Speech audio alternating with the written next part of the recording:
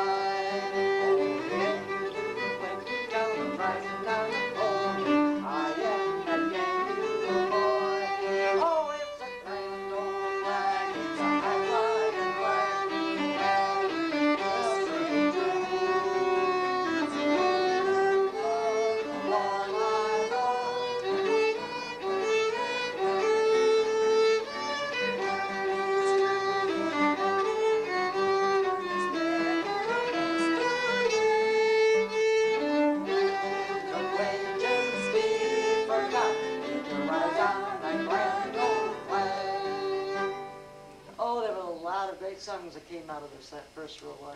And then the Second World War came along. I know that Lefty and Graydon Moore, I don't know if any of you know them from Osseo or not, but they tell a story about the war.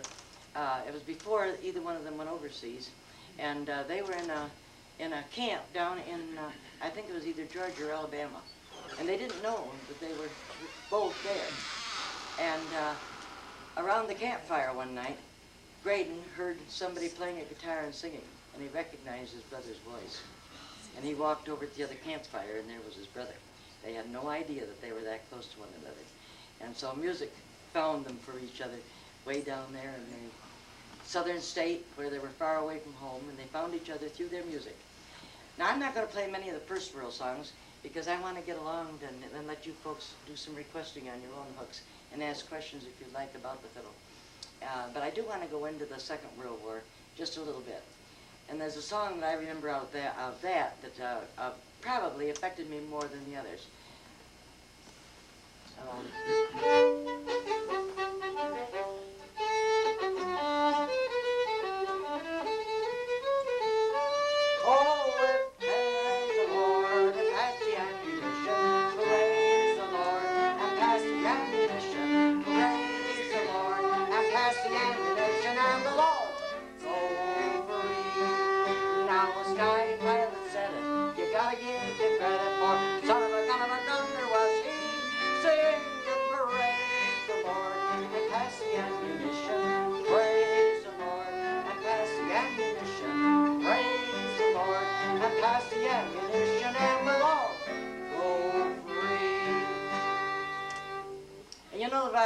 with people as they crossed the United States underneath, as I said, their wagon seats. Almost any place they wanted to tuck it, they could tuck their fiddle in. And a lot of times, if they didn't have a fiddle with them, they made one. Over in our Hall of Fame, over in Osceola, we have a cigar box fiddle. A fiddle actually made out of a cigar box. And I've heard about those all my life. But I never saw one until about a year ago when the museum was given one. So we do have a cigar box fiddle. But they made fiddles out of corn stalks. I can't figure out yet how they did that. Can you, Charlie? No. Ken Bonner says the first fiddle he ever played on was made out of corn stalk. Made out of a corn stalk, strung up somehow or another. I can't see how they could ever make a fiddle out of corn stalk. I've seen one made out of a baseball bat, and that doesn't have too good a sound. It's electrified, and it is actually made out of a baseball bat. You wouldn't think it'd be possible that they could get the sound out of it, but there's a man in our association that makes them, and his name is Harold Freeman. And Bob Jacobs, if you've seen him up at the picnic, Bob Jacobs is always bringing his baseball bat fiddle. He plays on that, and it's a nice thing, but it don't sound like these. But as I went across the country, and Dwayne is here tonight, and I'm going to play this especially for him, and I'd like to have everybody sing along with it. Oh, give me a home where the antelope roam, where the deer and the antelope. I got the antelope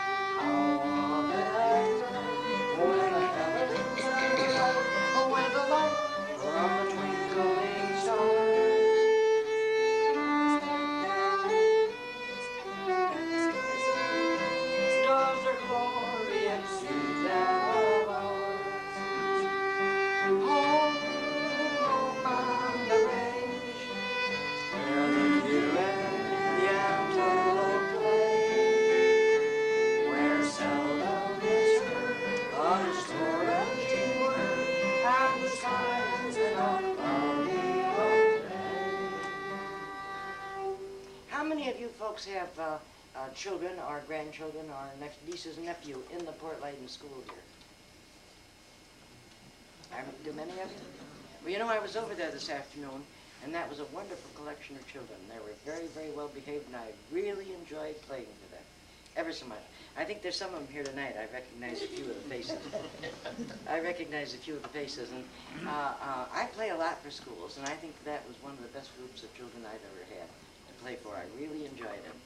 I asked for the naughty ones first, and a few of them raised up their hands. Some of them all pointed to this one or that one. But I knew the naughty ones would be exuberant, so I got them up on the stage, and they played backup instruments for me, didn't you? They were my rhythm this afternoon. I had about 12 of them on stage at a time, and I had about 3 groups of them come up. And they went down and handed their instruments to their teachers, so their teachers had to come up and play with me. So we really had a nice time over at the school. But you're to be congratulated on the children going to this Port Lyden school. They were very nice youngsters. Well, that's the end of my historical set. Is there anything you'd like to ask me about the violin? I don't know all the answers, but I'll answer anything I happen to know. I won't make up the answers, though. If I don't know, I'll tell you. Anybody got any questions? I think there's quite a few fiddlers here. 1, 2, 3, 4. Where's the 5th? Oh, 5. Anybody else play a fiddle here? You play a fiddle too? Well, good. I haven't met you very much. I'll have to get more acquainted with you. There's quite a few fiddlers right here in the room. They come in different sizes? Do they come in different sizes? Oh, yes. In fact, my little great-niece just got one that's called a half-size fiddle. And when my granddaughter started playing, she started on a quarter-size fiddle. Really, this size fiddle, well, about the smallest one of your youngsters, come up here. Or whoever's willing to. Come up here. I'd like to have them show you, I'd like you to show them how this fits you. Put your hand down. Now, see, he'd have an awful time playing this. His hand wouldn't come down. Now, to fit him, This, he ought to be able to reach right around that scroll and have his fingers come over here easily to fit him. Now, I would say that he would take either a half or three-quarter size fiddle, but this would be very difficult for him to play on. He could reach it, but it would be very hard for him to get good tone on it. Thank you very much. It'd be very hard, so you should be able to reach right around your scroll, and your fingers quite easily go right around the scroll. So if you have children or grandchildren that would like to play, try to make sure that you get a fiddle for them that fits. Now, I don't recommend that everybody buy a quarter-size fiddle because they outgrow them so fast, but you can rent quarter-size fiddles. You can get them a 16th fiddle, quarter-size fiddle, half-size fiddle, over half-size, which is halfway between a half-size and three-quarter size. And then you can get your three-quarter or your full-size, and this is a full-size violin. And when you rent one, the bow is additional lengths too, so that it just fits.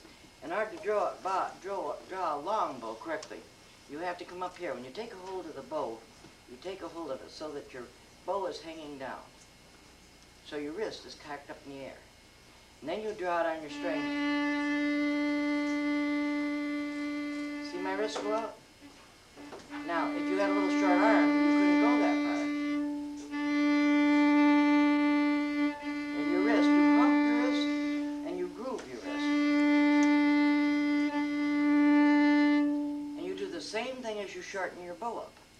So, as I say, a bow is 90% of your playing the fiddle. How you handle the bow. Now, you see some people hold on to their bow up here.